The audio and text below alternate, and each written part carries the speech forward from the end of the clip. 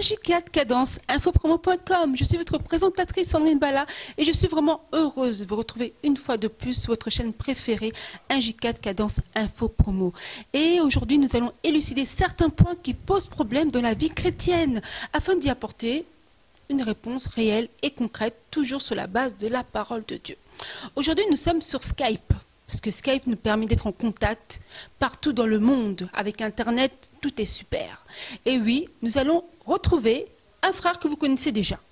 Un frère que vous aimez sûrement, parce qu'il nous a déjà prêché la parole, il nous a déjà élucidé sur un point. Son nom est le frère Pierre Kouka qui est au Maroc. Bonjour frère. Mon frère Kouka, comment allez-vous? Oui, bonjour, bien-aimé sœur Sandrine Mbala. Je vais très bien par la grâce de Dieu. Comment va la communauté marocaine là-bas? Marocaine, africaine, tout ça au Maroc? Oui, tous les frères vont bien, tous les frères qui sont avec moi ici vont très bien. Et aussi le pays va bien. D'accord. Aujourd'hui, nous allons parler d'un sujet très capital, un sujet très important qui parle donc des faux serviteurs. Nous voyons qu'aujourd'hui, l'Église est considérée comme une plateforme où les offres d'emploi sont nombreuses, ou bien même que les pasteurs, lorsqu'ils n'exercent plus leur ministère, ils passent la main à leurs fils, comme si l'Église était devenue une monarchie. Ça va de père en fils, ou Prince William avec son fils George. Que se passe-t-il, frère Kouka?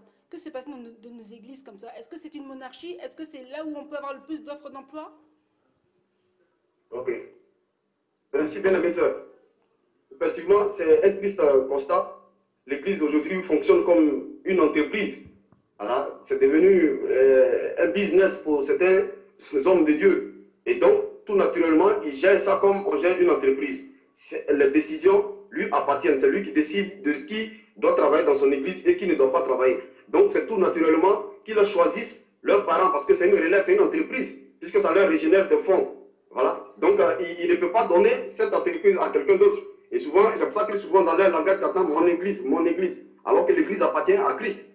Donc, effectivement, on assiste à cela à cause du fait que l'Église est vue maintenant comme une entreprise. L'Église est gérée comme une entreprise. C'est en cela que nous assistons au fait que certains pasteurs nomment leurs propres enfants pour assurer la relève. Mais cela est vraiment triste parce que dans le christianisme, c'est le Saint-Esprit qui met à part. C'est le Saint-Esprit, quand les Pierre priaient, le Saint-Esprit leur a dit, mettez-moi à part Paul et Barnabas pour l'œuvre à laquelle je l'ai appelé. Donc, c'est le Saint-Esprit qui met à part et non pas un être humain qui nomme quelqu'un pour servir, pour un autre humain pardon, qui nomme un autre pour qu'il serve Dieu avec lui.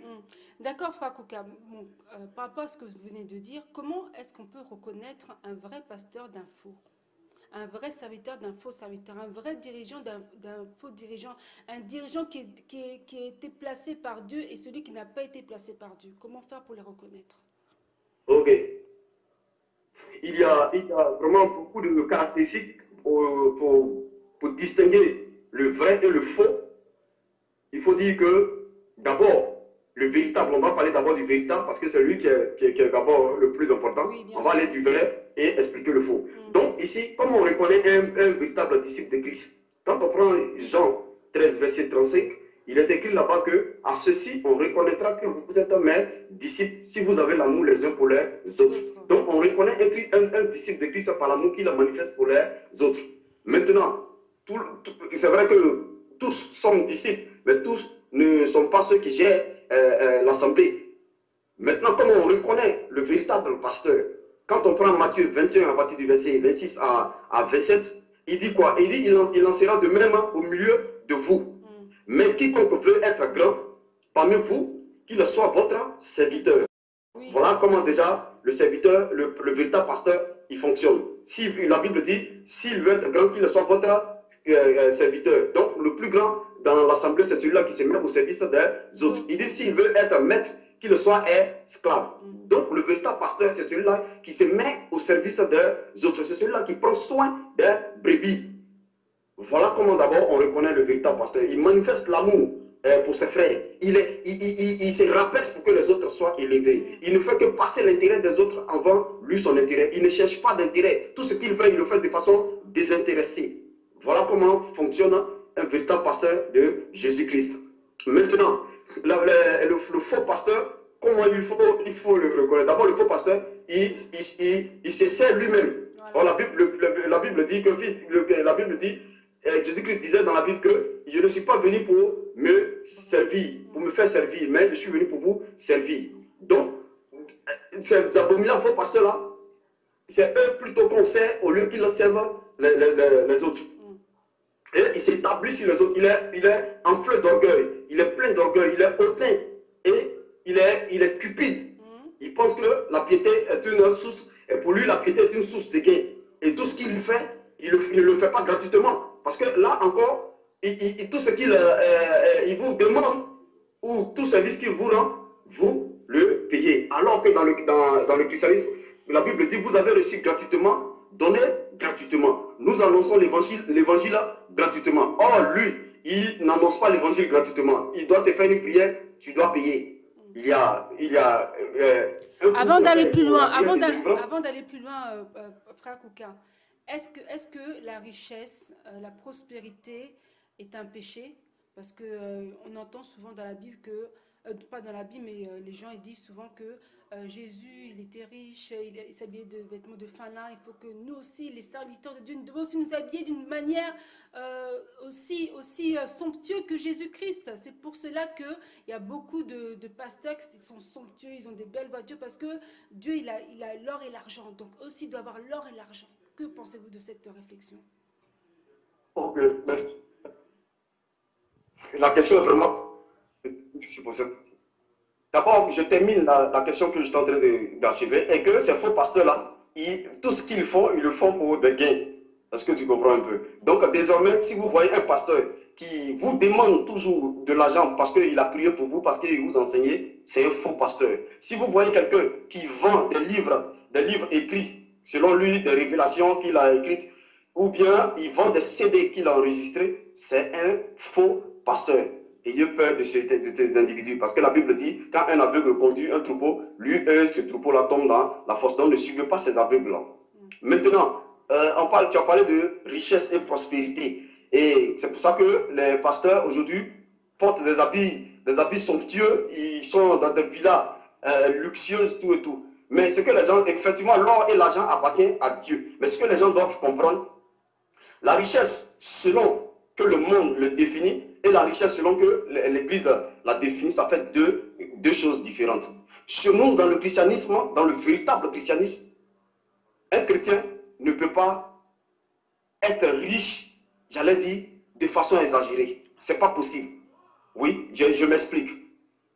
Parce que ce chrétien-là, quand il aura ses richesses, il ne va pas les emmagasiner. Parce que c'est dans le monde que les gens, la richesse est définie par le fait que quelqu'un a un compte renfloué, ou bien quelqu'un a peut-être des villas partout, ou bien il a des véhicules. C'est là que dans le monde, les gens disent qu'il est riche. Mais nous, les chrétiens, je ne peux pas avoir 10 voitures pendant que les autres frères n'ont même pas de véhicules. Je ne peux pas avoir des milliards en compte pendant que des frères souffrent. Oui. Donc, le chrétien, il a une source de bénédiction. Quand il est béni, il met cette bénédiction-là, ou bien, j'allais dire, il met sa richesse comment on appelle, à la disposition de ses frères. Donc, le chrétien ne peut pas être riche comme eux, ils le définissent aujourd'hui. Je ne peux pas avoir des milliards en compte, bien aimé sœur, mais je peux avoir des milliards. Et dès lors que je gagne ces milliards, je les mets à disposition des pauvres. Parce que la Bible dit, la véritable religion, c'est celle qui consiste à... comment on appelle, celle qui consiste à assister les veuves et les orphelins dans leur affliction et se préserver des souillures du monde. Et il y a aussi que nous devons prendre soin des pauvres, parce que Christ dit, la Bible dit encore en Proverbe 28, verset 27, que celui qui n'a pas soin des pauvres, Dieu, quand il criera, Dieu aussi ne l'écoutera pas. Donc nous devons plutôt prendre soin des pauvres. Donc je ne peux pas être riche de façon mondaine. De façon mondaine, comme le monde définit la richesse, il faut avoir un certain nombre de millions, il faut avoir un certain nombre de véhicules ou bien un certain nombre de trucs. Et c'est dans cette erreur que les pasteurs sont tombés aujourd'hui. Et ils payent des vestes de centaines de millions. D'autres même payent des voitures de centaines de millions. Tout simplement pour dire qu'ils sont devenus riches. Non, nous, notre richesse, c'est de donner aux autres. Parce que la Bible dit qu'il y a plus de bonheur à donner que de recevoir. Donc nous prenons plutôt soin des pauvres. Nous prenons plutôt soin des indigents, mais on ne s'emmagasine pas ces biens-là, parce qu'on n'en a pas besoin. Dans tous les cas, nous mourrons, nous partirons sans ces biens. Donc nous les mettons à disposition. Dieu soit béni pour votre réponse, frère Kouka.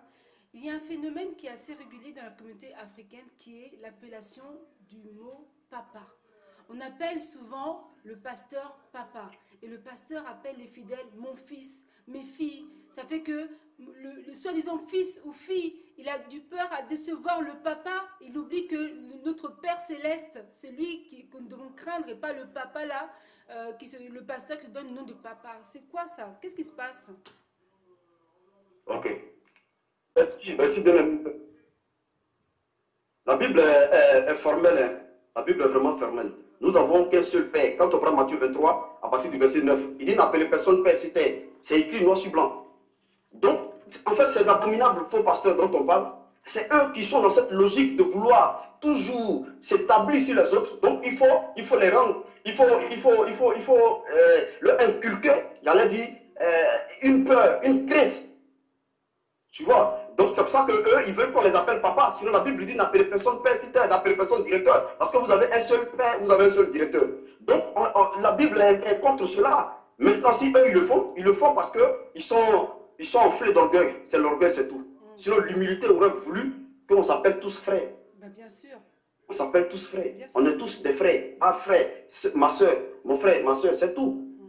Je ne dirai jamais à personne de m'appeler père. Je ne suis pas le père de quelqu'un. On a un seul père qui est Dieu. Donc, si tu es celui qui dit qu'il doit s'appeler père parce qu'il tient une église ou bien il est pasteur, cela n'est pas conforme à la parole de Dieu. Que Dieu soit béni pour votre réponse, frère Kouka. Encore une fois, la question que j'aurais encore à vous poser, c'est dans la parole de Dieu, la femme doit rester dans le silence. Que signifie ce silence? Parce que lorsqu'elle se met à exprimer, on la prend pour une rebelle. Lorsqu'elle se met à prêcher, à exhorter, on la prend pour une rebelle et on l'assimile à Jézabel. Quelle est votre réponse par rapport à cette réflexion? Ok. Mais quand on s'en culture, nous sommes par une plateforme, hein. Si nous nous en tenons à cette plateforme, je pense qu'on va toujours s'entendre. Donc on s'en tient à notre plateforme qui est la Bible. Et j'allais dire même l'évangile de Jésus-Christ. Quand on prend 1 Corinthiens 14, verset 34, c'est formel là-bas. Tu comprends? Quand on prend 1 Timothée 2, le verset 11 à 12, on va lire ces versets-là, hein, ma soeur. On va les lire. On va prendre 1 Corinthiens 14, le verset 34. Voilà. Il dit que la femme se taise dans les assemblées, car il ne leur est pas permis d'y parler, mais qu'elle soit soumise, comme le dit aussi la loi. Si elle veut comprendre, si elle veut s'instruire sur quelque chose, qu'elle interroge leur mari à la maison, car il est malséant à une femme de parler dans l'assemblée. Est-ce de chez vous, au verset 36, est-ce de chez vous que la parole de Dieu est sortie?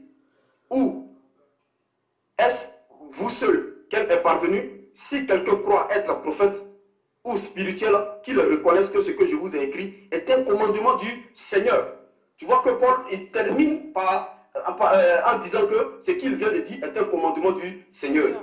Donc, voilà. Donc la femme ne doit pas enseigner la parole de Dieu. La femme doit être soumise, la femme est soumise à l'homme.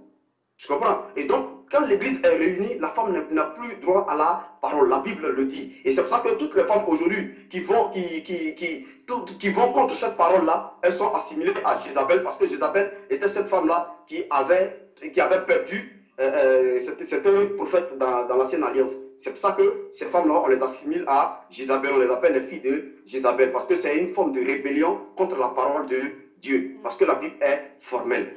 Voilà ce que la femme doit faire. Parce que certains diront, mais elle aussi, elle a reçu le Saint-Esprit. Donc non, c'est vrai, elle a reçu le Saint-Esprit. Qu'est-ce qu'elle doit faire? Effectivement, elle doit évangéliser. Mais on dit quand l'église est réunie, quand tous les frères sont réunis, la femme ne doit plus prendre la parole. Elle n'a plus rien à dire. Elle reste dans le silence et elle laisse les hommes diriger. Maintenant, elle peut évangéliser hors de l'église, aller évangéliser ses soeurs, aller évangéliser peut-être un païen quelque part là-bas, elle peut l'évangéliser. Et même quand on prend Tite 2, on voit ce que la femme doit faire. Tite 2 à partir du verset 3 à 5. Tite 2 dit quoi? Il dit que les femmes âgées doivent aussi avoir l'extérieur qui convient à la sainteté. N'être ni médisance, ni à donner aux excès du vin, qu'elles doivent donner de bonnes instructions. Est-ce que tu comprends un peu? Oui. Dans le but d'apprendre aux jeunes femmes à aimer leur mari et leurs enfants. Donc la femme, elle entretient les autres femmes, elle leur donne les conseils, elle doit enseigner ses autres sœurs aussi dans le Seigneur, elle doit les conduire dans le Seigneur. Donc voilà un peu ce que la femme doit faire, mais une femme ne doit pas enseigner la parole de Dieu, et la parole est formelle. Donc si nous aimons Dieu, gardons ses commandements. La Bible dit l'amour de Dieu consiste à garder ses commandements. Donc si nous pensons aimer Dieu, je pense que nous devons garder ses commandements et sans vraiment aller contre sa parole. Sinon, nous devenons rebelles et nous nous mettons sous le coup du jugement. D'accord, Frère Kouka. Par rapport, comme vous avez dit, lorsque la femme allait à l'église, elle reste dans le silence. Et si elle a quelque chose à demander, qu'elle ait demandé à son mari. Oui. Celles qui n'ont pas de mari, celles qui sont célibataires, comment est-ce qu'elles vont faire? Ok, très bien. Effectivement, si elle n'a pas de mari, il y a des frères dans l'église. Il y a des frères dans l'église. Elle peut approcher ces frères-là pour comprendre quelque chose. Parce qu'au-delà de tout, nous sommes tous des frères. Nous sommes tous des frères. Et même la femme qui doit demander à son mari, son mari peut ne même pas, elle peut avoir un mari et le mari peut ne même pas connaître ces choses-là. Ben oui. Donc, elle peut aussi interroger un frère. Mais tout cela se fasse dans la bienséance et dans la décence. Tu comprends? Donc, la femme qui n'a pas de mari peut interroger un autre frère. Mais vraiment que cela se fasse dans le respect. Voilà. Ah, gloire à Dieu, vraiment. Frère Kouka, vous avez parlé des enveloppes dernièrement, tout à l'heure, vous avez parlé de l'argent que donnent les fidèles à leurs pasteurs lorsqu'ils font des prières. Donc, est-ce que les anniversaires, à la fin de l'année, certains pasteurs demandent des enveloppes d'action de grâce pour remercier Dieu? Ou bien à chaque anniversaire, lorsque quelqu'un fête un anniversaire, il donne une enveloppe? Ou bien à chaque prière, chaque délivrance, il faut donner une enveloppe de l'argent au pasteur? Que pensez-vous? Pouvez-vous mieux détailler encore cette partie, Frère Kouka? Ok. Bien aimé sœur. D'abord, tu vas simplement répondre sur ce que les gens appellent action de grâce. Parce que les gens pensent qu'une action de grâce, c'est un bien qu'on donne ou bien c'est de l'argent qu'on donne. C'est archi faux. C'est faux, totalement. Une action de grâce, c'est pas de donner l'argent. Quand on prend en Philippiens 4, verset 6, il dit ne vous inquiétez de rien, mais faites en toute chose, faites connaître à Dieu vos besoins par des prières, des supplications et des actions de grâce. Je m'explique pour qu'on puisse comprendre. Tout ce que je dis, je vais attester cela. Il dit quoi? Faites savoir vos besoins. J'ai besoin, je dis au Père, Père, j'ai vraiment besoin d'avoir un boulot. Il faut que tu m'y aides, papa. Voilà, j'exprime mon besoin. Il dit, faites savoir vos besoins par des prières. Donc, je fais la prière, par des prières, des supplications. Donc, je dis maintenant, Seigneur, vraiment, je t'implore, c'est toi seul que j'ai. Je n'ai personne d'autre pour vraiment m'aider à avoir cet emploi. Je n'ai que toi seul. Une supplication, tu vois. Je suis en train de supplier. Maintenant, l'action de grâce, c'est quoi? Il dit quoi? Il dit, faites savoir vos besoins par des prières, des supplications et des actions de grâce. Donc, on a expliqué la prière, la supplication, l'action de grâce maintenant. L'action de grâce, c'est quoi? Quand on prend Marc 11, verset 24, il dit, tout ce que vous allez demander en priant, croyez que vous l'avez reçu et vous verrez ces choses s'accomplir. Donc, puisque j'ai prié Dieu, j'ai supplié, puisque j'ai la foi, je lui fais confiance, maintenant, qu'est-ce que je fais? Je fais maintenant une action de grâce qui est que je lui dis merci Seigneur, merci pour ta grandeur, merci pour ton amour. Quand je sais que ma prière est exaucée, merci pour tout ce que tu fais pour ton fils que je suis. Tu comprends? Ça, c'est l'action de grâce et je vais maintenant attester cela pour qu'on puisse comprendre ma soeur. On va prendre 1 Corinthiens 14, verset 17. Tu vas voir quelque chose. En fait, les gens sont méchants et ils sont cupides. Parce qu'à cause de la cupidité, ils sont obligés aujourd'hui de tronquer la parole. Mais nous allons démanteler tout ce mensonge-là. De détourner la Donc, on va prendre 1 Corinthiens 14, à partir du verset 17. Écoute bien, bien aimé sœur. Il dit, à partir du verset 17, il dit, tu rends, il est vrai, d'excellentes actions de grâce, mais l'autre n'est pas édifié. Je rends grâce à Dieu de ce que je parle en langue plus que vous.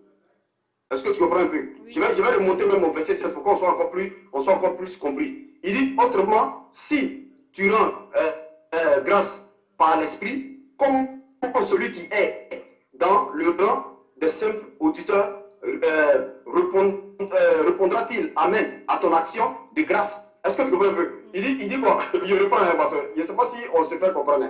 Il dit autrement, si tu rends grâce par l'esprit, comment celui qui est dans le rang de simple auditeur répondra-t-il Amen à ton action de grâce? Il est en train de parler. Est-ce que tu comprends? Donc on dit, puisqu'ils le font par l'esprit, ils le font par l'esprit. Donc celui qui est dans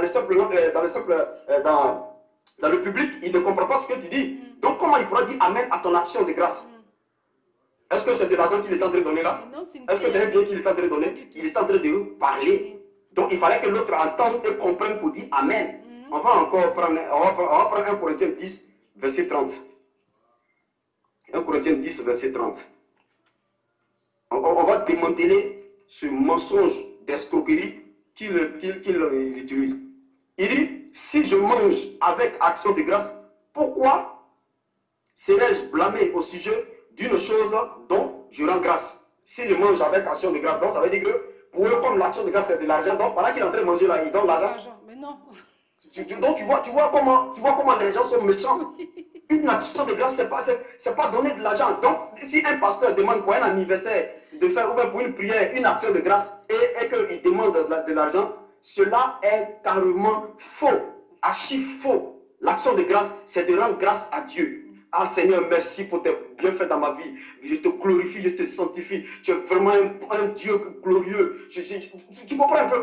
On fait les éloges de Dieu. On rend grâce à Dieu. Donc il dit, ne vous inquiétez de rien, mais faites-moi savoir vos besoins par des prières, des supplications et des actions de grâce. Donc je prie, je supplie et je lui rends grâce. Donc si un pasteur demande cela pour un anniversaire d'ailleurs qui n'est pas biblique, voilà, fêter un anniversaire n'est pas biblique, mais celui qui veut qu'il le fasse, mais cela n'est pas conforme aux Écritures encore. Donc on ne peut pas fêter un anniversaire pour dire que Dieu, parce que j'ai vu telle année, donc je veux. Non, nous tous les jours est un moment de joie. Voilà. Tous les jours que nous nous réveillons est un moment de joie. Donc on n'a pas à prendre un jour spécial pour dire bon, comme le ciné tel jour. Ça veut dire que tout ce que le monde fait, on trouve ça dans l'église. C'est quand même marrant. C'est marrant. C'est vraiment misérable. C'est vraiment misérable. Donc nous devons sortir vraiment de ces considérations, de ces pensées humaines là, parce que quand on prend Marc 7, verset 7, il dit ça en vain que vous m'adorez si vous attachez aux préceptes d'hommes. Tu comprends? Je vais prendre un anniversaire, je vais l'envoyer dans l'église. Je vais prendre tout ce que le monde fait, on vient dans l'église. Action de grâce, tu vas dire non, il faut que vous me donnez, fassiez une action de grâce, donnez-moi des biens, donnez-moi de l'argent pour que je puisse prier pour vous. Ce n'est pas une action de grâce. C'est pas une. Qu'il trouve un autre mot, voilà. C'est simplement de l'escroquerie. C'est du raquettage, en fait. Voilà. Oula, frère Kouka, franchement, vous avez vraiment bien éclairci. Je pense que même tous les auditeurs, tous ceux qui nous suivent là maintenant, sont vraiment éclaircis et qu'ils puissent vraiment changer leur manière de faire, qu'ils ne se laissent plus escroquer par ces faux pasteurs. Maintenant, parlons des miracles, frère Kouka. La Bible dit, la parole de Dieu dit, voici les miracles qui accompagneront ceux qui auront cru, en mon nom ils chasseront les démons. Aujourd'hui, nous voyons beaucoup de serviteurs qui font des miracles. Même pas les serviteurs de Dieu, même dans le monde, il y a même David Copperfield, un grand magicien mondain qui a même marché sur l'eau pour prouver que lui aussi, il a des pouvoirs. Sister, you want to drink? I've been living right, brother.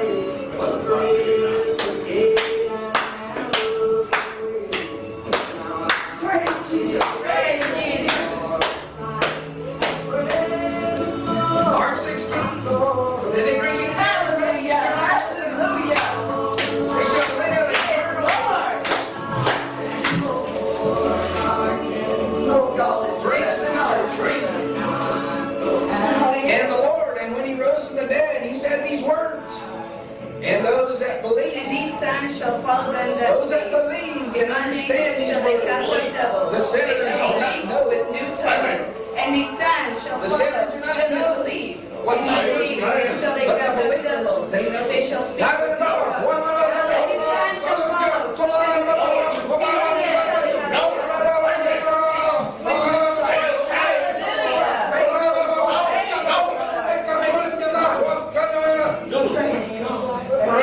The Lord's last words after he rose from the dead. He says, they shall take up serpents They shall take up serpents, and they shall not harm them. Amen.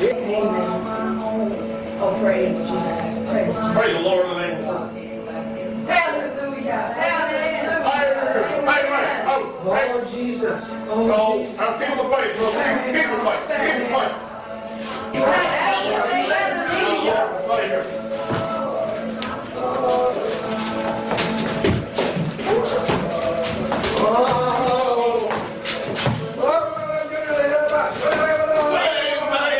Praise the Lord. Praise the Lord. Amen. Amen. Praise Jesus. Hallelujah. Hallelujah. And He is risen. He is risen. And they shall take up serpents, and they shall not harm them. They shall not harm them. Brother, I feel the faith. I feel the faith. Oh, Lord. Oh, Jesus.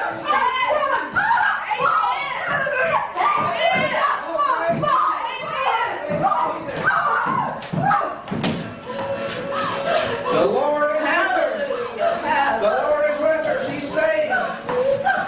She's saved. Want to handle the serpent? Do you have faith in God? He will not harm you. He will not let the serpent.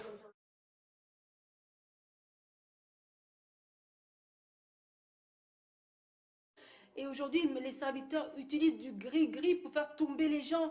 Et non seulement ils utilisent du gris-gris, mais il y a un serviteur que j'ai vu sur Internet qui utilise la comédie.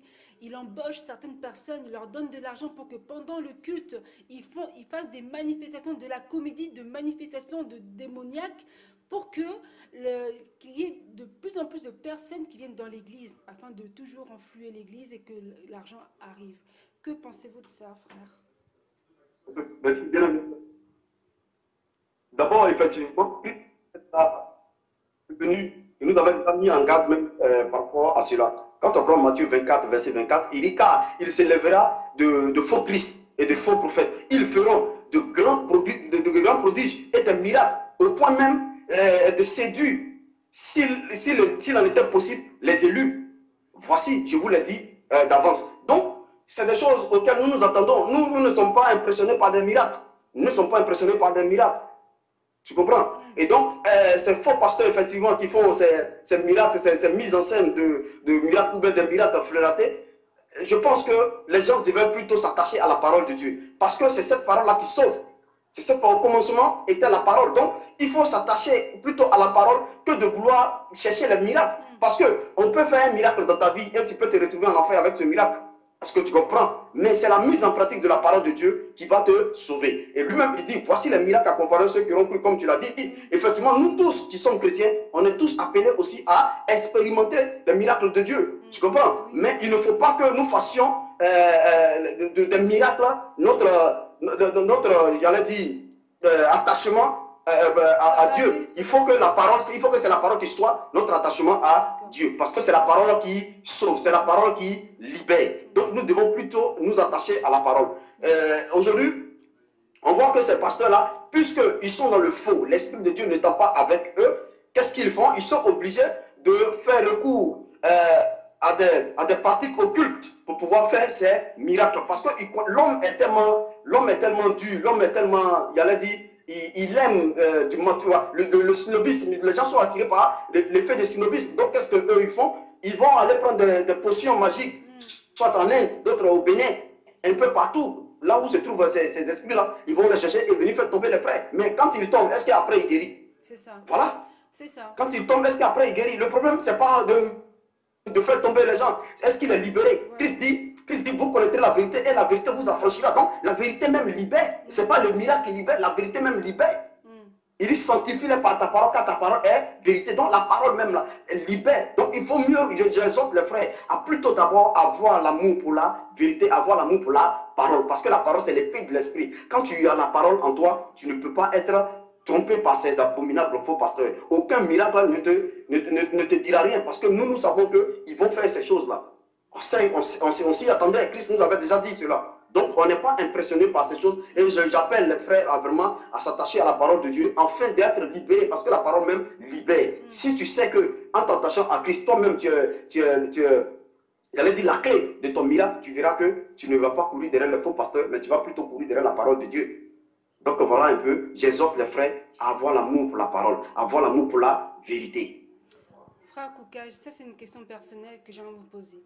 Il y a des personnes qui sont possédées, mais qui aiment la parole de Dieu, qui vont à l'église et qui font tout pour marcher selon Dieu, mais en fait ils ont des esprits, comme il y en a qui ont la sorcellerie inconsciente. Si par exemple ils meurent là, où est-ce qu'ils vont aller, à votre avis?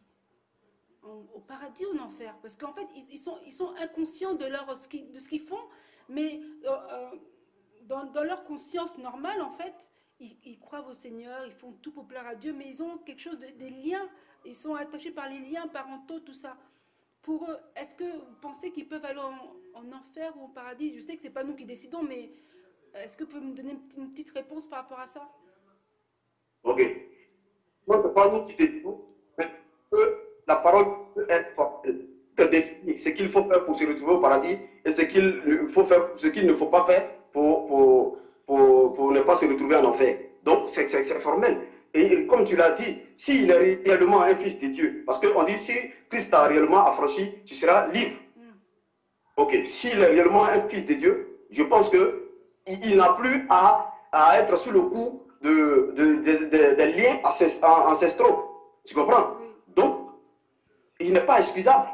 Il n'est pas excusable parce que tout nous a été donné pour que nous soyons libérés. Tout nous a été donné pour que nous puissions vaincre l'ennemi. Donc si lui, il dit qu'il est un Dieu, et qu'il est encore sous l'emprise du diable, je pense que c'est qu'il n'a jamais été chrétien. Ce qui n'a jamais été chrétien, c'est ce que j'appelle la présomption de chrétienté. Voilà, il se sent chrétien, mais il n'est pas chrétien. Parce que celui qui est chrétien ne peut pas être malmené par d'autres esprits encore. Donc qu'il revoie sa relation avec Dieu, qu'il vraiment développe vraiment sa vie de chrétien, afin que Dieu puisse vraiment le saisir et que le Saint-Esprit puisse l'habiter, afin de rompre tous ces liens ancestraux. Donc il n'est pas excusable du fait qu'il soit encore sur ces esprits-là et qu'il croit en Dieu. Donc non, c'est pas possible. Parce que la parole est formelle. Gloire à Dieu pour votre réponse et que vraiment Dieu soit béni et qu'il vous bénisse abondamment. La question que j'aimerais aussi vous poser, est-ce que faut-il encore se laisser imposer les mains? Dans la parole de Dieu, c'est écrit, lorsqu'on a quelque chose à demander, on va dans notre chambre, on ferme la porte, on prie notre Dieu qui nous entend. Et aujourd'hui, beaucoup de fidèles attendent toujours que les serviteurs imposent les mains pour qu'ils soient exaucés, pour qu'ils soient guéris. Ils ne croient plus que Dieu les écoute. Frère Kouka, qu'est-ce que vous pouvez dire à ces fidèles-là qui pensent que les prières des serviteurs sont plus efficaces que leurs prières à eux-mêmes? D'abord, on assiste à une décrénisation de l'Église. C'est-à-dire que l'Église est en train de perdre Christ en fait. Dégradation. Elle est en train de perdre Christ. Comme disait une fois, je suivais la vidéo d'une sœur, elle disait, vous avez quitté le monde, vous êtes allé à l'église, dans les églises bâtiments, quittez maintenant ces églises bâtiments-là et venez à Christ. Parce que vous n'êtes pas encore des chrétiens, ceux qui sont encore dans ces lieux-là. Donc quittez, c'est vrai que vous avez quitté le monde, vous êtes allé dans les églises bâtiments, quittez maintenant ces églises bâtiments-là pour venir à Christ. Une sœur disait ça une fois et j'ai béni vraiment Dieu pour ses propos. Maintenant, chercher à vouloir se poser et imposer les mains aux autres, tout et tout. Il faut dire que cela révèle toujours du fait que les gens veulent s'établir sur les autres. Les gens veulent s'établir sur les autres. Ils font des disciples au lieu de faire, ils font pardon des fidèles au lieu de faire des disciples. Tu comprends? Donc tout naturellement, le fidèle qui est lié au pasteur, qui ne voit que le pasteur comme Dieu. Parce que lui, généralement, c'est un modèle de chrétien. Ils sont plus attachés au pasteur. Tout ce que le pasteur dit pour eux, c'est parole d'évangile. C'est Dieu même qui parle. Donc, du coup, une telle personne ne peut pas faire confiance à Dieu. Il ne peut pas faire confiance à Dieu pour prier lui-même. Dieu, il va du coup faire confiance au pasteur pour que le pasteur, à chaque fois, lui impose les mains. Mais le pasteur aussi ne lui enseigne pas que toi aussi, tu as la capacité de prier pour que tu sois délivré. Donc, ne viens pas tout le temps pour que je t'impose les mains. C'est vrai, on impose les mains. On n'a pas dit que ce n'est pas conforme à la parole de Dieu. On impose les mains. Mais quand nous faisons maintenant, quand nous voulons que les gens dépendent de nos mains à chaque fois, c'est ce qui n'est pas bon. Voilà. Parce qu'à un moment donné, il faut bien que la personne aussi grandisse pour qu'elle aussi puisse prier pour elle-même. Donc, se laisser poser, comment on appelle, tout le temps les mains, je pense que c'est fait du nombrilisme. C'est vraiment fait du nombrilisme parce qu'ils ne donnent pas la véritable nourriture aux frères pour qu'ils puissent croître. Ils sont toujours bébés, ils restent toujours au berceau. Donc, ils sont là toujours en train de leur imposer la main. Et cela est dû, je pense au manque de connaissances. Cela est dû au manque de connaissances, cela est dû au manque d'enseignement. Et donc, il faut que les frères vraiment aient l'amour encore pour la parole. Parce que la parole, c'est l'épée de l'esprit. Si tu as la parole, personne ne peut te manipuler. Personne ne fera de toi son disciple. Tu seras plutôt disciple de Christ. Gloire soit rendue à Dieu. Frère Kouka, au commencement, vous avez parlé, vous avez dit que les pasteurs qui vendent la parole de Dieu sur des CD, ce sont des escrocs. Mais la Bible dit aussi, nous devons examiner toutes choses. Parce qu'il y a des pasteurs aussi qui mettent leur prédication sur CD afin que les fidèles de l'Église puissent réécouter le message et qu'ils puissent encore marcher encore conformément à la parole. Ce n'est pas tous ceux qui mettent les CD, la parole sur CD qui sont des escrocs. Frère Kouka. Okay. Parce que là, ce que nous faisons, par exemple, nous faisons un enregistrement. Les gens là qui nous écoutent, qui vous regardent, ils vont encore regarder, ça va encore les aider à ne pas pécher, les aider encore à les fortifier dans la foi, tout ça. Mais ça ne veut pas dire que vous êtes un escroc. Ok. Ouais.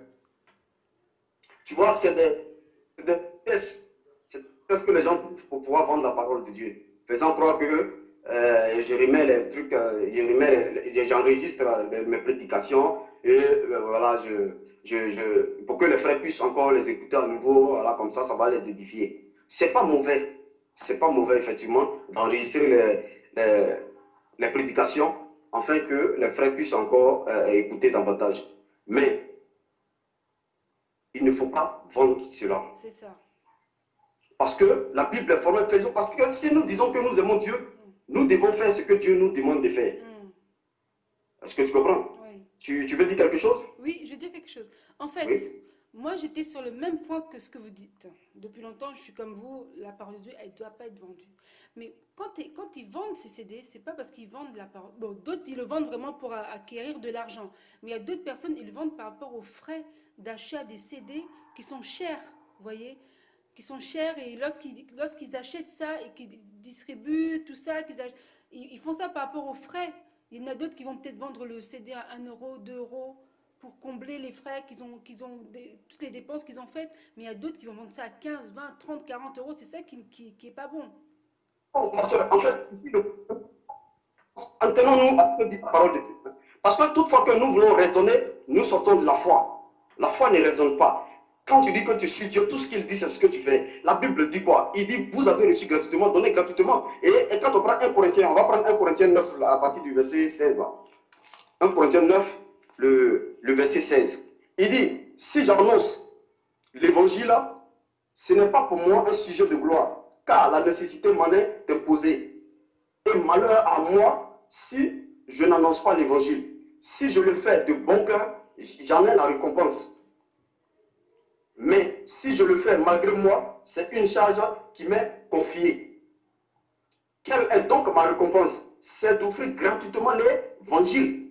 Donc, quelle est donc ma récompense? C'est d'offrir gratuitement l'évangile. Matthieu 23, Proverbe 23 dit, à qui est la vérité et ne la vend point. Si moi, j'ai prêché et que je veux que les frères bénéficient de l'enseignement, je vais faire selon mes moyens, je vais dupliquer les CD là selon mes moyens. Si je finis de dupliquer les CD et que je les distribue aux frères, je dirai aux frères, si d'autres ont des moyens, voici le film qu'elle a, dupliquer ça et donner ça aux frères.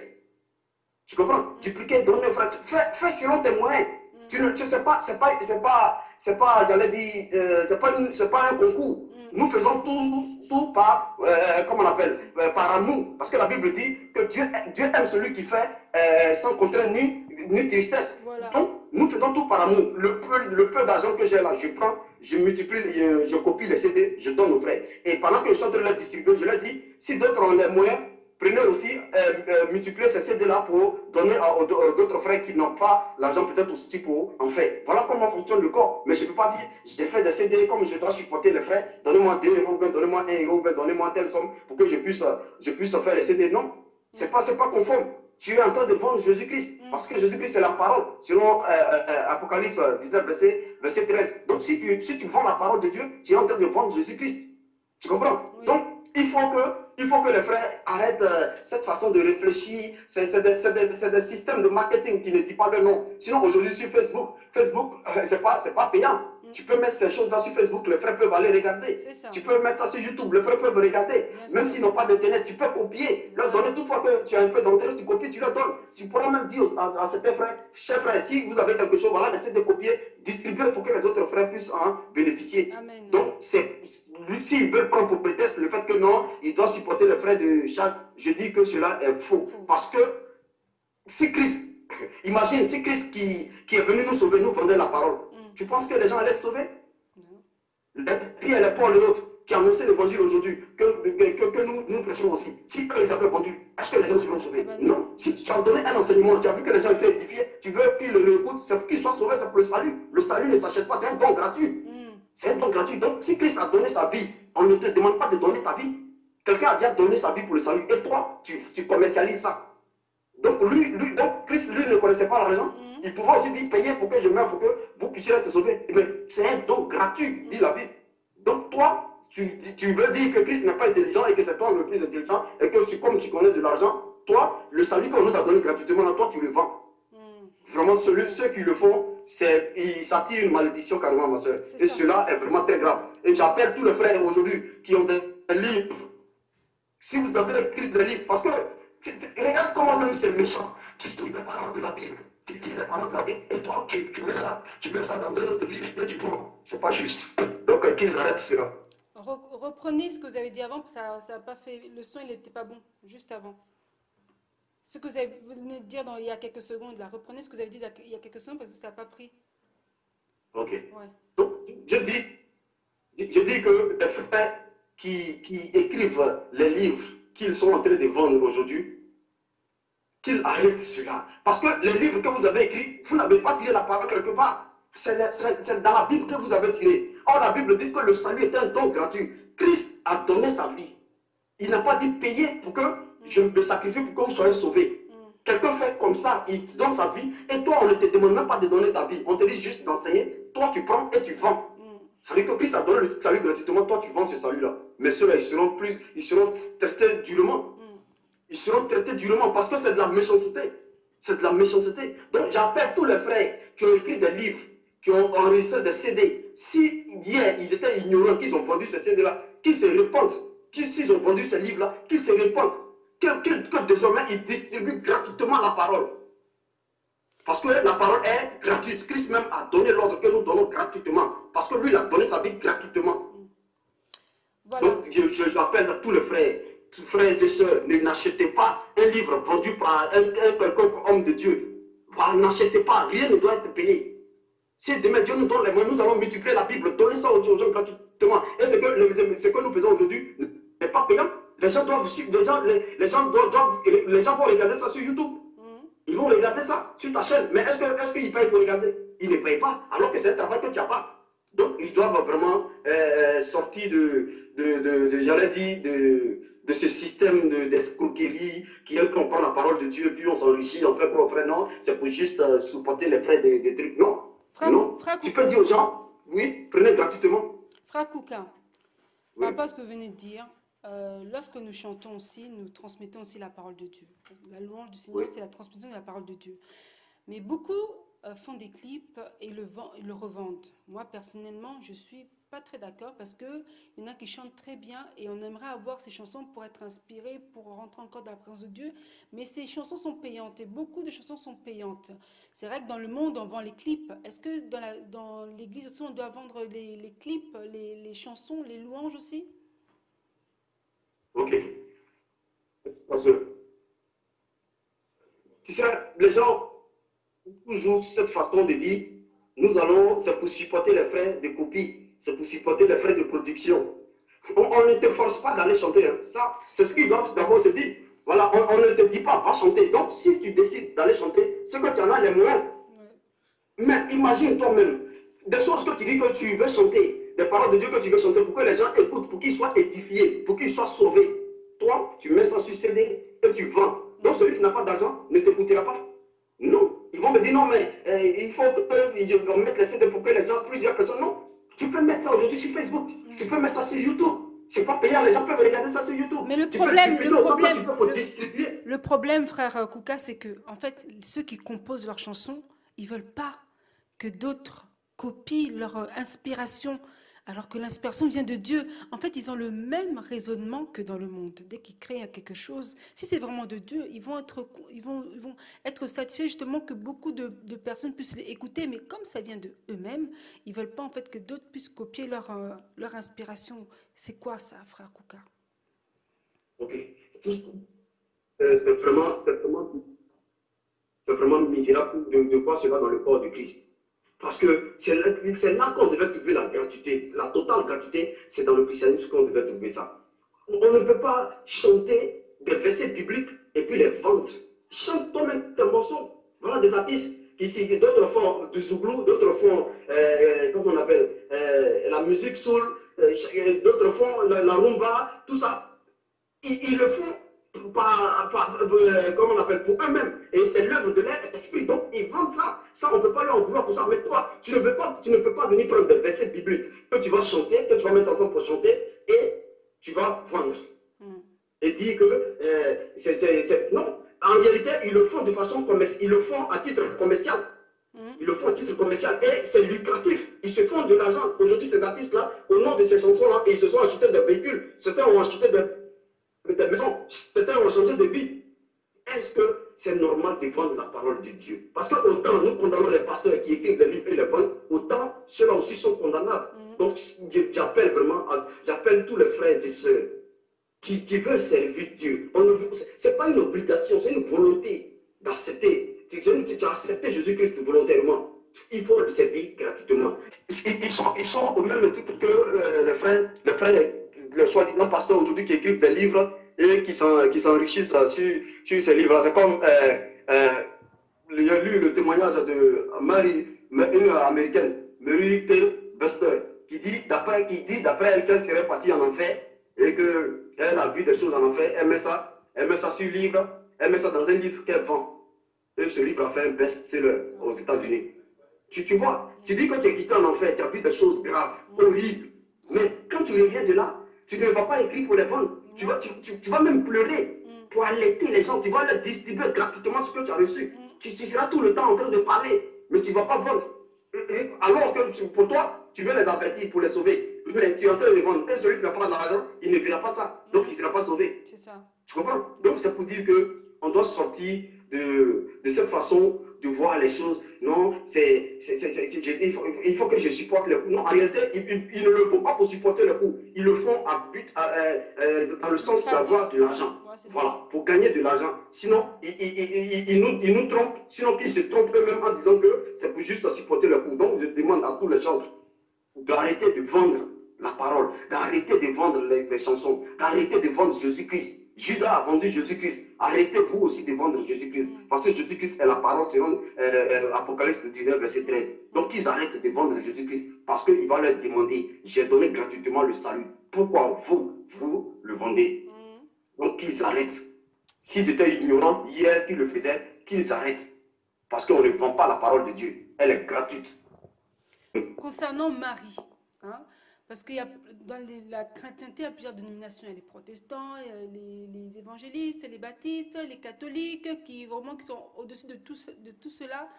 Mais Marie, qu'est-ce qu'elle a à faire dedans? À l'âge de 9 ans déjà, je cherchais la présence de Dieu. Je suis partie à l'église catholique et j'étais avec les enfants, tout ça. Mais quand on a commencé la prière de Marie, j'ai commencé une fois, deuxième fois, je dis mais c'est quoi ça? Je regarde dans ma Bible, je dis mais Marie, elle n'est pas vénérée dans la Bible. Et à partir de là, j'ai arrêté l'église catholique.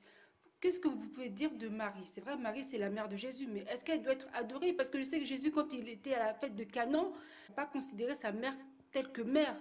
Vous voyez? Donc, qu'est-ce que vous pouvez dire de Marie, la mère de Jésus? Faut-il l'adorer encore, la vénérer comme la mère de Jésus? Ok. C'est encore ce qu'on appelle la tradition humaine. On va lire un passage rapidement. Marc 7, à partir du verset 7. il dit quoi? Il dit, c'est en vain qu'il m'honore en donnant des préceptes qui sont des commandements d'hommes. Vous abandonnez le commandement de Dieu et vous observez les traditions des hommes. Donc c'est en vain. Donc la sœur Marie, effectivement, Dieu l'a utilisée à un moment donné de sa vie. Elle a trouvé grâce aux yeux de Dieu et le Fils est passé par elle pour sauver l'humanité. Elle a joué sa partition et elle se repose aujourd'hui de ses œuvres. Donc aujourd'hui, on est scandalisé, on est tous étonnés que des individus s'élèvent pour dire bon, parce que comme elle a été la mère de Jésus, il faut que nous la prions, nous lui demandons de décéder pour nous auprès du Fils. C'est de l'idolâtrie. C'est de l'idolâtrie qui ne dit pas de son nom. Est-ce que tu comprends? Parce que Jésus-Christ lui-même disait quoi? Quand on lui disait que ses frères et ses soeurs et sa mère le cherchaient, qu'est-ce qu'il a dit? Il dit, qui est mon frère? Voilà. Qui est ma soeur? Qui est ma mère? Et mon frère et ma soeur, celui qui écoute et met en pratique le commandement de mon Père. Amen. Donc, lui-même, il ne la prend même pas comme sa mère. C'est une soeur. Et elle-même, si elle n'avait pas cru en son fils qu'elle avait accouché, elle partait en enfer. C'est parce qu'elle-même, elle a cru en lui qu'aujourd'hui, elle est sauvée. Donc, nulle part, elle-même, je sais qu'elle rit. Elle se dit, mais qu'est-ce qu'ils sont en train de faire?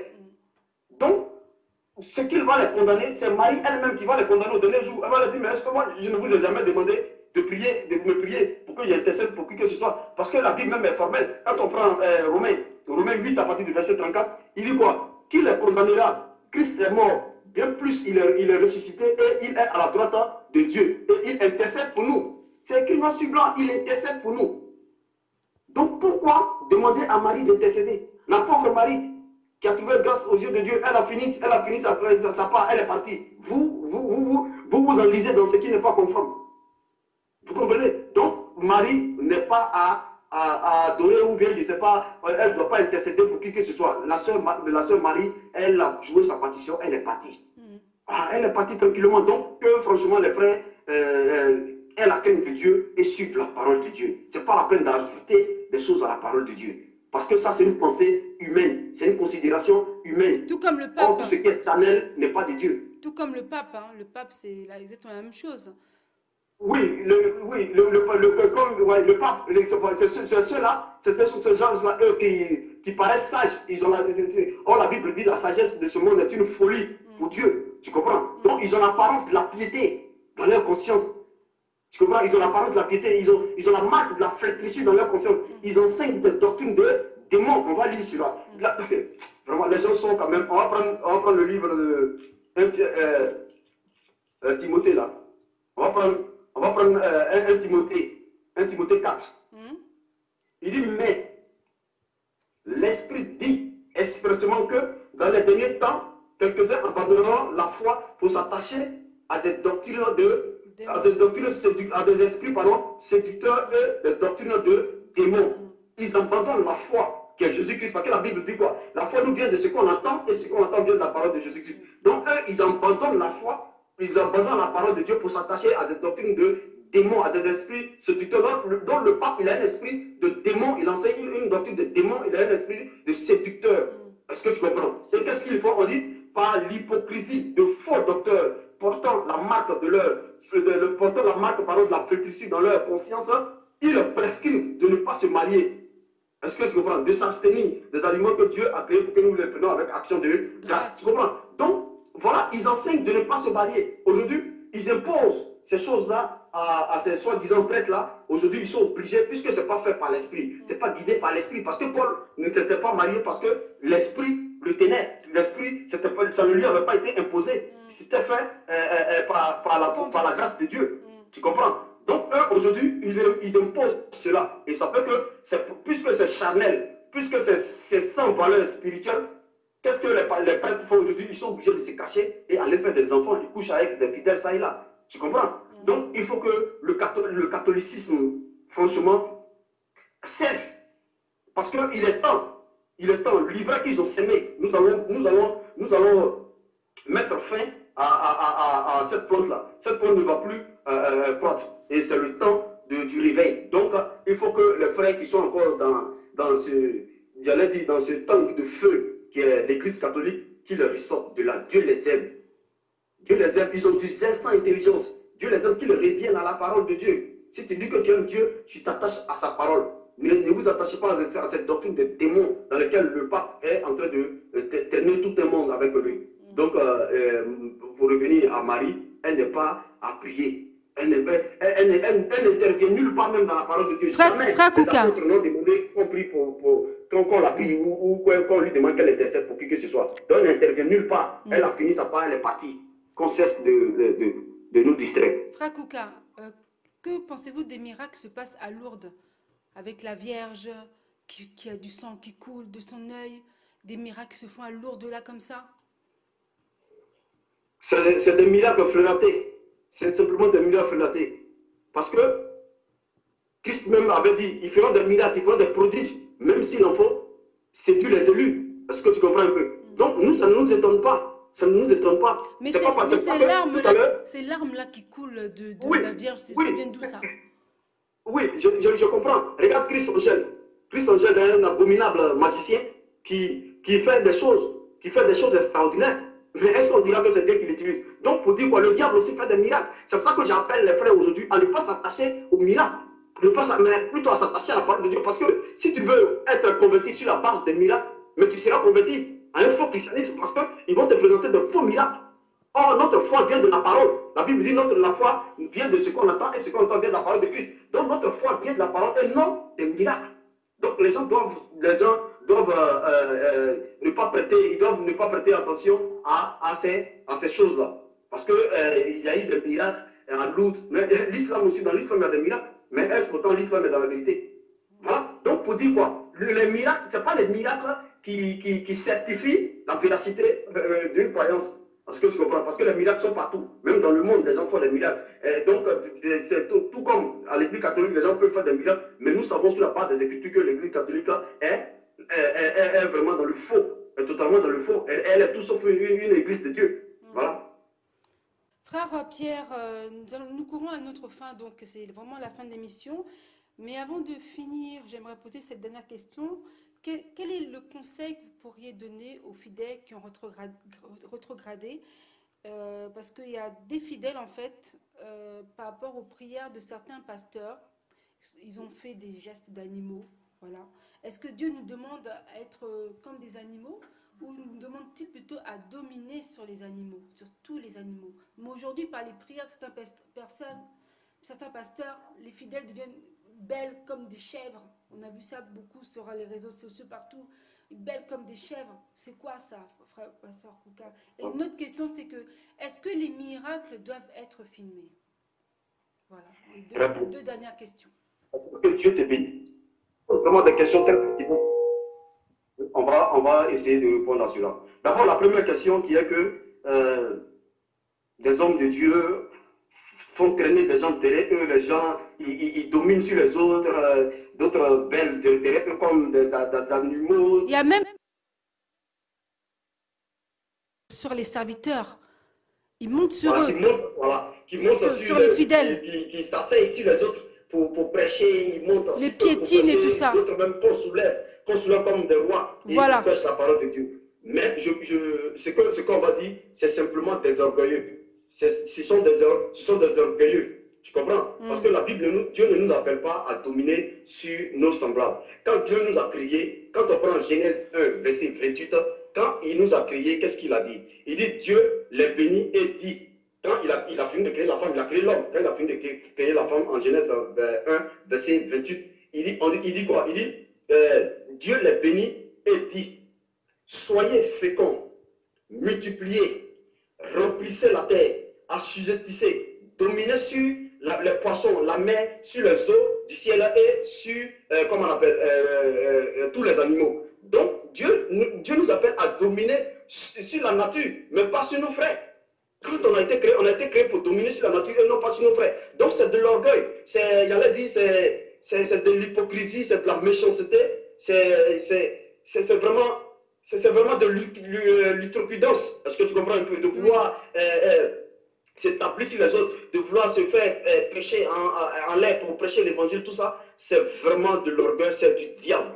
C'est vraiment du diable et les gens doivent sortir de ces choses-là. C'est pour ça que Pierre disait en 1 Pierre 2, verset 14, qu'ils sont pleins d'adultère et insatiables de péché. Ils amorcent les âmes mal affermies. Donc, ce sont les gens mal affermis qui sont amorcés par ces individus-là.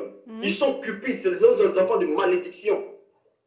Donc, je pense qu'un serviteur de Christ, un véritable serviteur de Christ ne peut pas faire ça. Donc, tous ces pasteurs qui font ces choses-là sont simplement des esprits, simplement des agents du diable. Et donc, par là, nous devons reconnaître que ceux-là, ce ne sont pas des véritables fils de Dieu. Donc, j'appelle vraiment tous les frères qui souffrent encore dans la main de ces abominables faux pasteurs-là, de vraiment avoir le regard sur Christ. Qu'est-ce que Christ a enseigné? Parce que la Bible dit que nous devons avoir l'exemple, comme disait l'apôtre Paul, que soyez mes imitateurs comme moi-même je le suis de Christ. Tu comprends? Donc tout ce que nous faisons doit être en conformité avec ce que Christ a fait, la façon de vivre de Christ, la façon de vivre les apôtres. C'est comme ça que nous devons vivre dans l'humilité, voir les autres comme étant supérieurs que nous, voir les autres comme devant toujours les servir. Voyons-nous comme les serviteurs des autres et non pas vouloir dominer sur les autres. Dieu nous appelle à dominer sur la nature et non pas à dominer sur nos frères. Tu comprends? Maintenant, la deuxième question. Les miracles qui sont exposés sur les réseaux sociaux, qu'est-ce que vous en pensez? Voilà. Les miracles qui sont exposés sur les réseaux sociaux, ce n'est pas que les miracles eux-mêmes, mais les dons. Quand ces faux pasteurs-là ou ces églises-là font un don, soit à un orphelinat, ou bien, je ne sais pas, à quelqu'un, ils vont tout de suite filmer ça. Ils vont venir déposer ça sur Facebook pour dire quoi? Qu'eux, ils sont en train de faire du bien. Mais la Bible dit quoi? Que quand ta main droite donne, il ne faut pas que la main gauche sache. Tu comprends? Donc, quand nous donnons, on n'a pas à venir filmer parce que c'est entre Dieu et nous. Ce que nous faisons, on le fait par amour. On ne le fait pas pour plaire aux hommes. On le fait pour plaire à Dieu. Donc, si Dieu sait que nous avons rendu service, c'est déjà le plus important. Donc, on ne peut pas filmer parce que j'ai donné de la nourriture à des pauvres, j'ai donné de la nourriture à des orphelins. Je vais filmer cela et venir mettre ça sur Facebook. Je te dis que c'est encore de la supercherie du diable. Tout ça pour se faire valoir. Or, nous ne cherchons pas à nous faire valoir. Tu comprends? Tout ce que nous faisons, nous devons le faire. Tout ce que nous faisons, on doit le faire dans le silence. Quand la main droite donne, il ne faut pas que la main gauche voie. Les miracles qu'ils filment pour venir déposer encore sur Facebook, ça encore, c'est de la publicité. C'est de la publicité. Parce que, quelle intention de filmer des miracles pour venir déposer sur Facebook? L'intention est que, pour dire, ah, tel homme de Dieu, il fait beaucoup les miracles parce qu'on a vu sur Facebook, voilà, il a mis des photos, il a mis comment on appelle, des vidéos des gens qui l'ont guéri, tout et tout. Ça encore, c'est de l'orgueil. C'est de l'orgueil. Parce que les miracles que nous faisons, nous ne le faisons pas par notre gré. Nous ne le faisons pas de nous-mêmes. Mais c'est par la puissance et l'autorité du Saint-Esprit que nous faisons ces miracles. Donc, on n'a pas à filmer des gens. Attends, je ne comprends pas. Quelqu'un est en difficulté. Tu as sauvé la personne, tu vas filmer la personne pour venir exposer la personne? En fait, regardez comment c'est ridicule. En fait, frère Kouka. C'est misérable. C'est misérable. Parce que j'ai sauvé quelqu'un, j'ai guéri quelqu'un, je vais le filmer et venir l'exposer sur Facebook. Même dans les hôpitaux, même ça ne se fait pas. C'est-à-dire que dans le christianisme vraiment est devenu autre chose. Même dans les hôpitaux, quand on soigne les gens, les docteurs, ils opèrent. Ils n'ont jamais filmé pour venir mettre sur Facebook pour dire qu'eux, ils sont forts, ils sont en train d'opérer les gens. C'est leur travail qu'ils font. Ils n'ont pas exposé la vie des autres. Mais frère Kouka, donc ils arrêtent cela. Frère Kouka, vous savez, les personnes qui ont été guéries dans la Bible, même quand Jésus leur dit de ne pas le dire, en fait, quand ils partaient, ils le disaient à tout le monde parce qu'ils proclamaient la bonne nouvelle de Christ, que Dieu les a bénis, les a délivrés.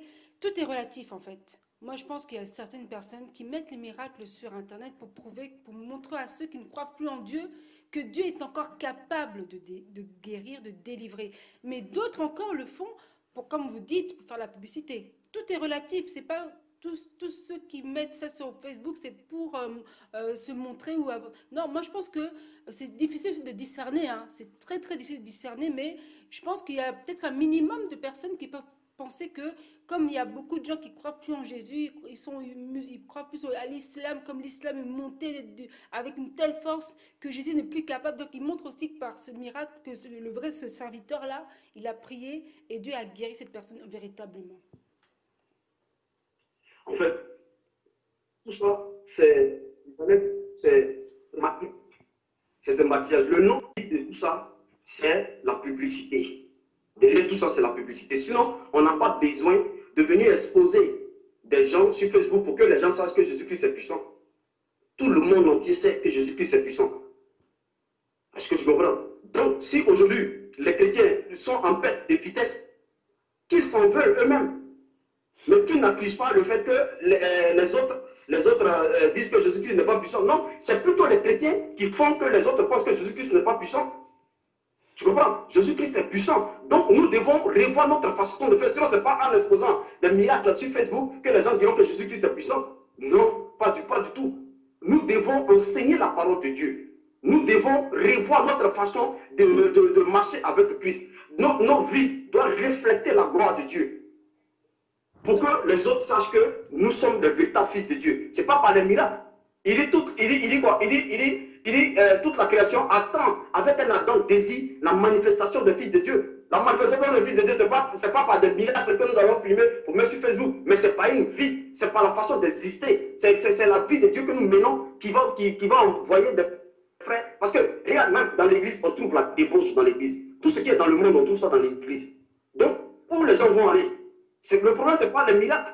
Le problème, ce n'est pas les miracles. Mais l'église aujourd'hui, qui était censée ramener les gens à la vertu, comment on appelle, à ce qui est conforme à Dieu, à ce qui est la vie de Dieu, aujourd'hui, on voit que cette église-là est en perte de vitesse. Et elle pense que c'est en filmant les miracles et venir déposer sur Facebook qui va faire des doigts, comment on appelle, qui va faire que les gens vont dire que Jésus-Christ est puissant. Eux tous savent que Jésus-Christ est puissant. Mais c'est les chrétiens qui sont faux. Donc, qu'ils revoient leur façon de faire. Sinon, personne nulle sur cette terre ne doute que Jésus-Christ est puissant. Ils savent ça. Mais c'est les chrétiens qui les déçoivent. C'est pour ça qu'eux, ils ne viennent plus à l'église. Donc, qu'ils revoient leur façon de vivre le christianisme afin que leur vie serve d'exemple. Donc, pour vous, en fait, tout ce qui se fait dans le christianisme doit être dans le secret, c'est ça? Bien. Tout ce que c'est dans le christianisme, c'est pas ce que nous disons.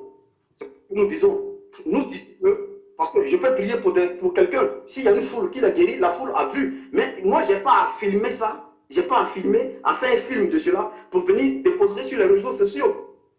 C'est de ça que je parle. Sinon, on peut prier pour quelqu'un dans la rue. Si vous avez un moment de prière dans la rue et que tu as prié pour quelqu'un, Christ même guérissait les gens en plein, comment on appelle, sur la route, au milieu d'une foule. Tu comprends? Mais ce n'est pas pourtant qu'il disait aux disciples, filmez pour qu'on puisse mettre ça sur, je ne sais pas où bien aller amener ça dans les aéropages pour que les gens puissent visionner. Non, jamais il n'a filmé ça. Donc, on ne dit pas que tout doit se faire dans le secret. Mais nous ne devons pas nous mettre à filmer des miracles ou bien des dons que nous avons fait à des gens pour aller déposer ça sur des réseaux sociaux comme si nous étions en train de chercher notre propre gloire. Non, on ne cherche pas notre propre gloire. Nous ne cherchons pas à plaire aux hommes, cherchons plutôt à plaire à Dieu. Parce que la Bible dit, si nous plaisons aux hommes, nous ne plairons pas à Dieu. Donc, on ne doit pas tout faire dans le secret. Mais, il faut que les gens même découvrent, sans qu'on ne cherche à leur imposer ça par, comme on appelle, des publicités, ou bien, comme aujourd'hui, ces faux pasteurs-là, ils font des panneaux devant l'église. Ils font des panneaux devant l'église qui déposent des panneaux publicitaires et sa photo. Et sa photo, il va par exemple mettre, s'il s'appelle Jean, par exemple, il va mettre Jean Ministry. Tout ça pourquoi? Tout ça pourquoi? Parce que tu veux te faire voir, parce que tu veux la gloire des hommes, tu veux la gloire qui vient des hommes. Non. Non. Donc aujourd'hui, ça fait mal que l'église soit pervertie, aujourd'hui que l'église ait perdu, comment on appelle, en vitesse, mais je pense qu'il est temps, c'est le temps du réveil. On est vraiment dans le temps du réveil et il ne peut pas avoir de réveil sans éveil. Donc c'est ce que nous faisons. C'est ce que nous faisons. Nous essayons d'éveiller la conscience des frères et sœurs afin qu'ils comprennent qu'il est temps que nous nous réveillons. Parce que nous sommes la solution pour l'humanité. Sans nous, il n'y a pas de solution. Tu comprends? Tous ces guerres que nous voyons là, c'est nous qui devons apporter la solution à ce monde-là. C'est nous qui devons apporter la lumière dans ce monde. C'est nous qui devons apporter la saveur dans ce monde. Donc, il faut que nous sortons du formalisme religieux dans lequel nous sommes tombés. L'Église est tombée d'un sommeil. Donc, nous sommes en train de réveiller l'Église, ma soeur. Nous sommes en train de mener le combat de la justice et de la vérité. Donc, nous devons vraiment faire attention à notre façon de vraiment annoncer Christ. Nous devons vraiment chercher à plaire à Dieu, annoncer l'évangile authentique au lieu de vouloir la gloire des hommes. C'est comme des frères souvent qui m'écrivent. Il y a des frères, même quand j'appelle, ils pleurent, ils sont étonnés. Hey, frère, tu m'as appelé, vraiment Dieu merci. Non, je suis ton frère. Je suis frère comme toi. Je ne suis rien, je ne connais rien. c'est ce que Dieu me dit, c'est ce que je dis. Donc ne me vois pas comme un super homme.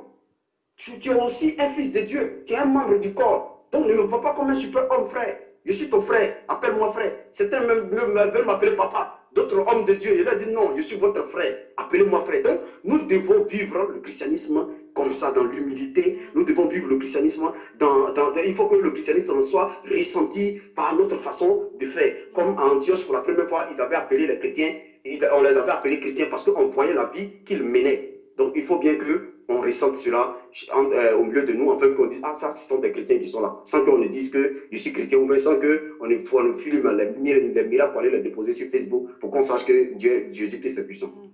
Frère Kouka, excusez-moi, j'ai encore des questions qui viennent m'arriver là. Il y a, étant enfant de Dieu, chrétien, pourquoi est-ce que nous nous unissons pas nous-mêmes à créer des emplois, être entre nous, au lieu de travailler pour les païens, que nous-mêmes puissions créer des emplois. Mais ce que je déplore, frère Kouka, c'est la jalousie dans les églises. C'est la jalousie, parce que au lieu de dépendre en fait des entreprises mondaines, nous-mêmes, on peut s'unir et créer une entreprise et embaucher des personnes, des chrétiens. Ok. Merci, pasteur.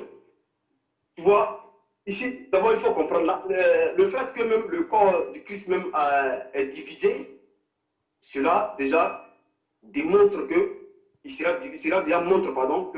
difficile que ces chrétiens-là fusionnent pour pouvoir créer des emplois.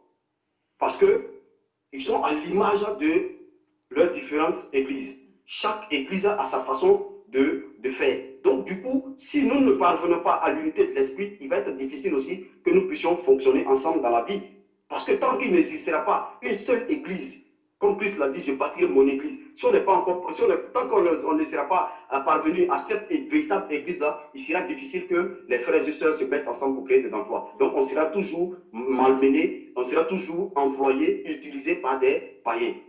Voilà, donc il faut bien que nous parvenions à l'unité de l'esprit. Il faut que nous sortons de cette dénomination-là et que si je me retrouve au Congo, je puisse prier avec les frères qui sont là-bas parce qu'on a le même Dieu, on dit la même parole. Et que si je me retrouve aux États-Unis, je puisse prier avec les frères qui sont là-bas parce qu'on a le même Seigneur. Je ne dirai pas, ah, je cherche église de temps, ou bien je suis de telle église, je suis de telle église. C'est ce qui fait aujourd'hui qu'il n'y a pas d'unité. Tant que nous ne sortons pas de ces différents systèmes religieux dans lesquels les gens se sont mis aujourd'hui. Donc il sera toujours difficile pour nous de créer des emplois tant qu'on ne parvient pas à l'unité de l'esprit. Exactement. Que Dieu soit béni, l'émission court à notre fin. Nous allons retourner sur le plateau et je vous dis à très bientôt, frère Kouka. Peut-être que vous avez peut-être un mot à donner, des remerciements ou bien des encouragements à donner à certains frères avant de finir. Ok, merci bien. Vraiment, je bénis Dieu pour ce moment qu'on a passé. Comme dit la Bible, la fin d'une chose vaut mieux que son commencement. Et puis, comme dit encore cette même Bible, qu'une heure passée dans cette paradis vaut mieux que 1000 heures ailleurs. Donc, ce temps qu'on a passé vraiment en valait la peine. Donc, je bénis Dieu pour ce moment. Et je dis à tous les frères à travers le monde qu'il est temps que l'Église se réveille. On est trop resté dans le sommeil. Il est temps que l'Église se réveille. Ne cessons pas de sonner la trompette. Disons la vérité selon la parole de Dieu. Ne cherchons pas à plaire aux hommes. Ne cherchons pas à nous amasser des gens. Donc, pour ça, nous allons tronquer la parole de Dieu. Disons ce que la Bible nous dit. N'ajoutons pas, ne retranchons pas. C'est ce qui est l'évangile. Un disciple accompli fait comme son maître. Donc, faisons comme notre maître Jésus-Christ de Nazareth. Et j'appelle tous les frères à sortir du formalisme religieux. Le christianisme n'est pas ce qu'ils sont en train de faire. Le christianisme, ce n'est pas la sectarisation j'allais dire, des personnes. Mais c'est une vie, c'est une civilisation. Partout, nous devons vivre le christianisme parce que nous sommes des esprits. Donc, je bénis Dieu pour ce moment que tu me permets vraiment de m'adresser à mes frères. Et je leur dis qu'il faut que le combat continue. Il faut bien que nous soyons la solution parce que la Bible dit que le monde aspire à notre révélation. Ils souffrent, les gens soupirent. Ils attendent avec un ardent désir notre révélation. Donc, soyons révélés, les frères. Sortons du formalisme dans lequel nous sommes. Sortons du faux christianisme que nous avons vécu pendant longtemps. L'apostasie est passée. On est maintenant au temps de message des apôtres. Il faut que nous revenons au fondement apostolique, le message que les apôtres ont annoncé. Et ça leur a permis de bouleverser le monde. Il faut bien que nous annoncions aussi ce même message-là pour bouleverser aussi ce monde-là. Quand je parle de bouleverser le monde, je ne dis pas que nous voulons prendre les biens du monde ou bien non. Il faut que nous fassions aussi possible que, sinon autant possible que il faut pour que le bien puisse vraiment prendre le terrain. Parce que la seule chose qui permet au mal de triompher est l'inaction de certains frères. C'est ce qui fait qu'aujourd'hui le mal triomphe. Donc il faut que nous rentrons en action pour que le mal ne puisse pas continuer, parce que les gens souffrent. Les gens souffrent et nous sommes la solution. Donc apportons-leur la solution que nous sommes. Sinon, si on perd notre saveur, la Bible dit quoi? On nous jette dehors, on est foulé aux pieds. Donc ne perdons pas cette saveur-là pour ne pas qu'on soit jeté dehors. Nous sommes la lumière.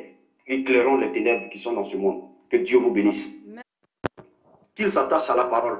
Qu'il s'attache à la parole. Si on a été un peu dur dans certains propos, je pense qu'on l'a été pour leur bien. Parce que moi, je préfère qu'on me dise la vérité qu'on me flatte avec des mensonges. Je préfère une vérité qui fait pleurer qu'un mensonge qui fait sourire. Donc, disons la vérité, car nous sommes des enfants de vérité. Donc, que Dieu vous bénisse. Et je remercie Patti Limondas, le visionnaire de la chaîne. Je lui dis merci et que Dieu vous fortifie et qu'il permette encore il permette que la chaîne puisse encore mieux faire la promotion de l'évangile authentique et que d'autres frères aussi viennent nous emboîter le pas, que d'autres frères viennent, parce que la sœur est disponible à recevoir tout le monde. Il faut que d'autres frères viennent pour aussi annoncer. N'ayez pas peur de dire la vérité, parce qu'il est mieux de mourir pour que vive la vérité au lieu que la vérité meure et que nous vivions. Parce que si tu vis que la vérité est morte, tu es dans le mensonge. Alors que si on t'a tué à cause de la vérité, tu es sauvé. Donc que Dieu bénisse tous les frères à travers le monde.